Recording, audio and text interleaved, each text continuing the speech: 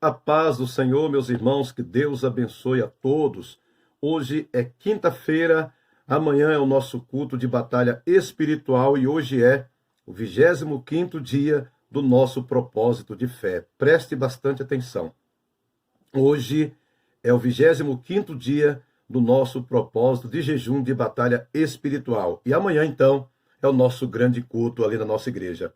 Irmãos queridos e amados, uma das coisas que tem sido mais difícil para nós é ver os irmãos sofrendo, mas não querer admitir.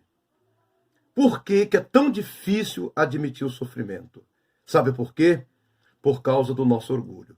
Quando nós, como cristãos confessos, admitimos os nossos sofrimentos, dá a entender de que nós estamos em falha, dá a entender de que nós estamos em pecado, dá a entender que nós somos mais fracos do que os outros, dá a entender de que nós não estamos fazendo o que todos que aparentemente estão bem fazem. Só que você tem que prestar atenção numa coisa.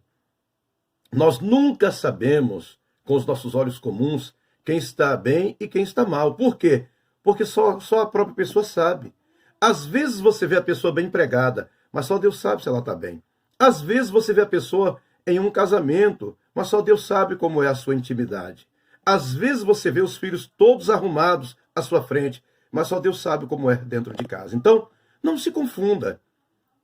A oração de propósito, ela é direta. Nós estamos em uma campanha de oração e jejum objetivo para um propósito.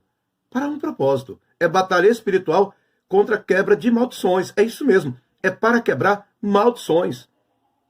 Mas, pastor, é possível uma pessoa dentro da igreja sofrer? Ô, irmão, claro que é. A Bíblia diz que o justo sofre, mas triunfa. O justo, imagine bem, o justo é aquele que é justificado. Não é aquele que errou, que deixou de errar. É o justificado, é aquele que se justificou em Deus, é aquele que recorreu a Deus, é aquele que mesmo nas suas falhas, ele procurou o Senhor Jesus e o Senhor Jesus o justificou. Jesus é o justificador daqueles que lhe o procuram. Diz assim, Salmos 34, versículo 17. Olha o que diz a palavra de Deus. Salmos 34, versículo 17. Preste bastante atenção. Os justos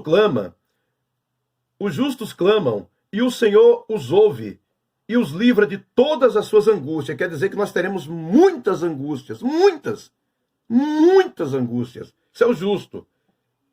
Perto está o Senhor dos que têm o coração quebrantado e salva os contritos de espírito. O que é o coração quebrantado?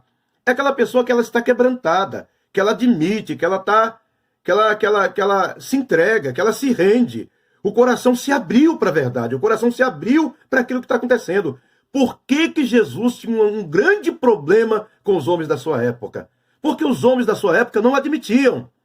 Eles aparentemente estavam bem. Eles aparentemente estavam acima de toda a verdade. Mas, na verdade, todo o povo daquela época estava debaixo do chicote do diabo, da lei seca de Roma. E aquele povo clamava por justiça, aquele povo clamava por liberdade. E aquele povo, o povo simples, eles clamavam mesmo, eles queriam a liberdade. Mas os grandes, aqueles que se achavam acima de tudo, eles escondiam. Por quê? Porque aparentemente eles estavam bem. Mas só Deus sabe o coração de quem está bem. Só Deus conhece o coração. Só Deus sabe quem está bem e quem está mal. Ô, meu irmão, minha irmã, Jesus era direto ao ponto.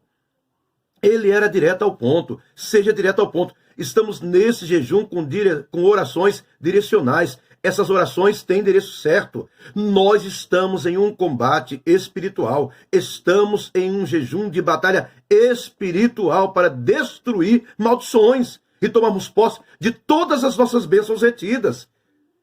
Você não pode morrer sofrendo e fechando o coração. Tenha um coração aquebrantado. Olha o que diz ainda o último versículo que nós vamos ler. O versículo 19.